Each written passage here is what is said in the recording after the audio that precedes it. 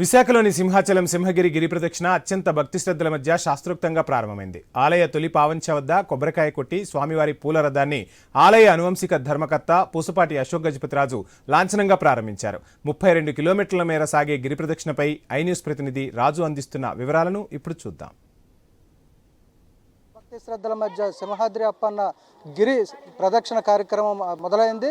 ఈరోజు లాంఛనంగా మధ్యాహ్నం 2 గంటలకైతే తొలిపావంచ దగ్గర కొబ్బరికాయ కొట్టి ఆలయ అనువంశిక ధర్మకర్త అశోక్ గజపతిరాజు ఆ పూల రథంతో ఈ కార్యక్రమాన్ని అయితే ప్రారంభించడం జరిగింది. దానికి ముందు కూడా లక్షలాది మంది భక్తులు అయితే ఈ కార్యక్రమంలో పాల్గొంటారని చెప్పి వాళ్ళకి ఎలాంటి అసౌకర్యాలు కలగకుండా కూడా ఏర్పాట్లు చేయడం జరిగింది. ఇప్పుడు మనం చూసుకోవచ్చు, ఇక్కడ గిరి ప్రదక్షిణకు సంబంధించి కూడా గిరి ప్రదక్షిణలో భాగంగా భక్తులందరూ కూడా తండోపతండాలుగా పాదయాత్ర చేస్తూ కూడా ఆ గిరి ప్రదక్షిణ చేస్తున్నారు. ఒకవైపు భక్తితో హరినామస్మరణ గోవిందనామస్మరణతో పాటు లక్ష్మీ నరసింహస్వామి మధ్యలో తలుచుకుంటూ కూడా ఈ యాత్ర అయితే సాగుతుంది. అయితే ఈ గిరి ప్రదక్షిణలో పాల్గొనేటువంటి కొంతమంది భక్తులు మన దగ్గర ఉన్నారు. వాళ్ళ గిరి ప్రదక్షిణ ఏ విధంగా సాగుతుంది తెలుసుకునే ప్రయత్నం చేద్దాం. చెప్పండి, అసలు ఈ గిరి ప్రదక్షిణ చేయడం వల్ల మీకు ఎలాంటి ముక్తి కలుగుతుంది అనుకుంటున్నారు? ఎన్ని సంవత్సరాలుగా చేస్తున్నారు? అంత మంచిగానే జరుగుతుందండి. గత 10 సంవత్సరాలుగా మేము గిరి ప్రదక్షిణ చేస్తున్నాము.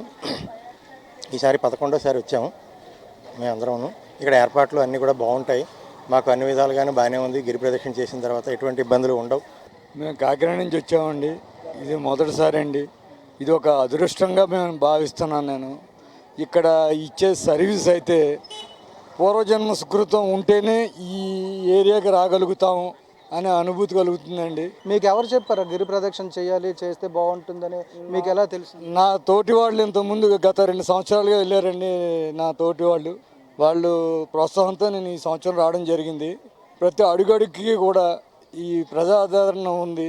అలాగే స్వామి ఇవి ఉంటే కనుక ఇది సాధ్యం అవుతుంది. 32 కిలోమీటర్లు నడిచామనే భావన ఎక్కడ మాకు కలగట్లేదు. చాలా సంతోషంగా ఉందండి. ఈ ఏర్పాట్లు కూడా చాలా బాగా చేశారు. అంటే ఒకళ్ళు వేగంగా నడుస్తారు, ఒకళ్ళు మెల్లిగా నడుస్తారు.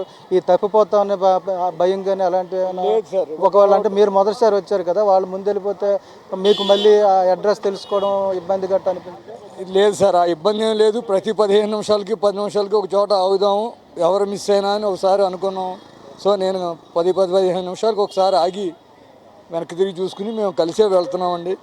చాలా చాలా ఆనందంగా ఉంది. సింహగిరి మీద వెలిసినటువంటి వరాహ లక్ష్మీ నరసింహస్వామి దర్శనంతో పాటు ఆ గిరి ప్రదక్షిణ చేయడం వల్ల విష్ణుమూర్తి ప్రదక్షిణ చేసినట్టుగానే భక్తులు భావించి ఈ కార్యక్రమానికైతే శ్రీకారం చుట్టడం జరుగుతుంది.